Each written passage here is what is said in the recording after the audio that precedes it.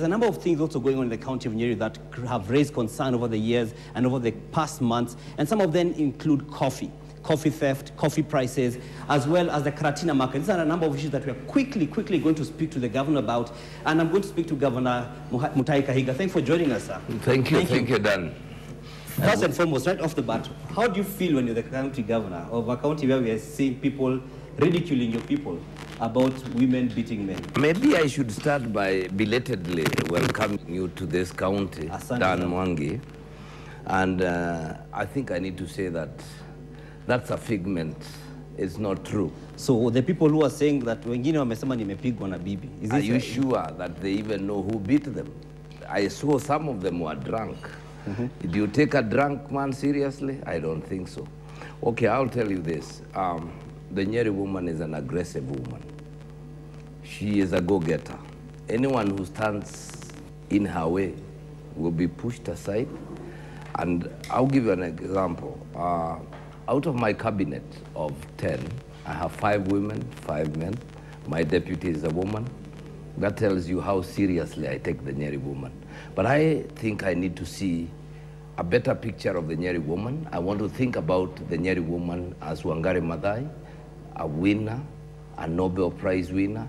I also want to think about a Nyeri woman from Rogoro, a village in Rogoro, who walks out of this country and continent, goes to Australia and beats Australia and becomes a senator. That's the Nyeri woman. Okay, and what about the man? Because the concern here is that there's a lot of men who are caught up in drunkenness, which also translates into unemployment. Those of them who spoke with us were telling us about unemployment. Very quickly, what are you doing to address the issue of unemployment and maybe rehabilitate these men who are caught up in drunkenness? Yes, thank you. We are really looking down at empowering the youth. Currently, as we are speaking, we have decided to give equal chances to the men and the women in this county. We have started a youth internship program. This year alone, we have picked 200 youth, the majority of whom are young men.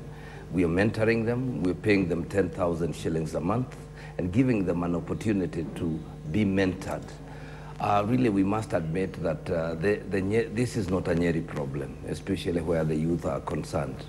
Remember, we have had affirmative action being driven in this country since a number of years now, and I think that one left the boy child behind. Okay. And we could maybe say that they have not been able to cope, and that's why maybe they fall into, I'll give you an example too. When I look at my family... Just give me one, for the sake of time. Yeah, when I look at my family, I have 2 boys and I have two girls. I look at my daughters and each of them is a go-getter. My young men are once in a while dragging their feet on matters that I think we have a problem. Either the challenges have been too much on us, but we as a government are addressing that. In this financial year, we've set us out 10 million Kenya shillings, and we are going to pick on the youth.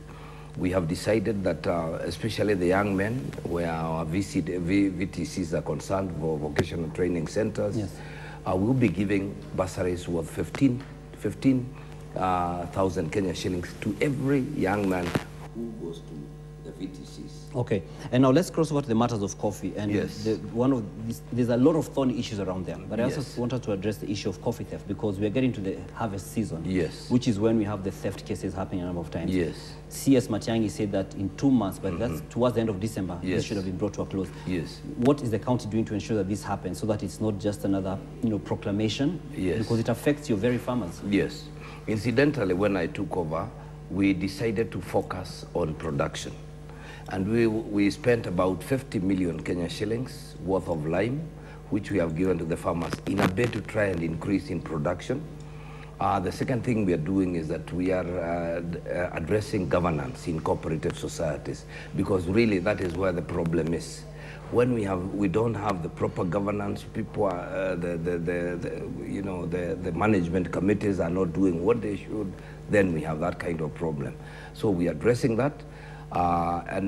We have also engaged with the National Police Service. My government has given every sub-county a vehicle, which we are fueling every week, just to try and assist to strengthen security so that these things do not happen. And so far, we have not had such cases. But however, I think it's important here to say that national government and ourselves are collaborating to try and increase production of coffee, which we think, if we can achieve the goals. Remember, a few years ago, one coffee bush would give us about between 10 and 15 kilograms. Today, it's so sad we are hardly getting 2 kilos from one bush, simply because we ignored coffee, we did not do what we should. And I want to thank His Excellency, the President, Uhuru Kenyatta, because currently now we are getting fertilizer that is subsidized. Okay. And in closing, very quickly, we've seen the Karatina market, which is a huge one. It's meant to be a landmark one in this region, in terms of the East African region. Yeah. Over and over the time, we've had postponements in regards to its opening. Yes. When, just for those traders who are concerned, because where they're trading right now is muddy and unhygienic, when will this be open, and what is being done to make them have a more comfortable situation right now? Dan, allow me to make a correction. I watched a segment over NTV, and maybe someone might have given you the facts wrongly. It is not the county government that is building that market. Fair enough. It is being done by national government. I just wanted to make that clarification.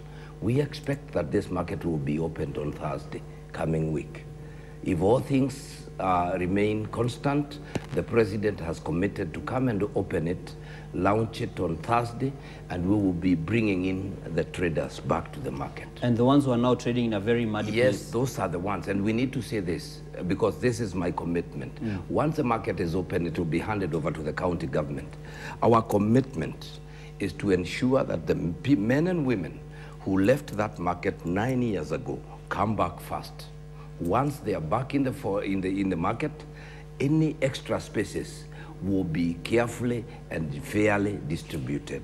I think we need to say that. Thank you very much, Governor Mutahi Kahiga, for speaking to us. Time is not on our side, but at least some good information you've given us, as well as your commitment and some light in regards to the women, the men, and the boys, as well as the Karatina market, and also the issues of coffee. Thank you.